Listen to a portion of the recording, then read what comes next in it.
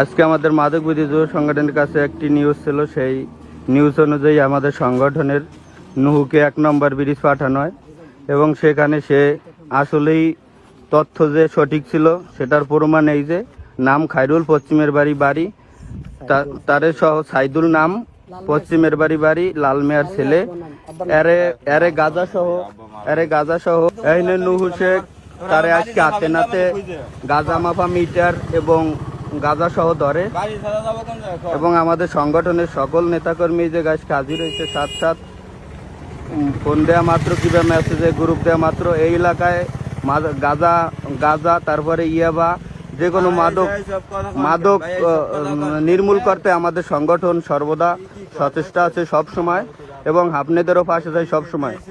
তাকে এখন আমরা পুলিশের কাছে ফোন দিচ্ছি, পুলিশের কাছে মানে সোপর্দ করব, আইনের যে ব্যবস্থা নেওয়া হবে তাকে সেই ব্যবস্থা নেবে।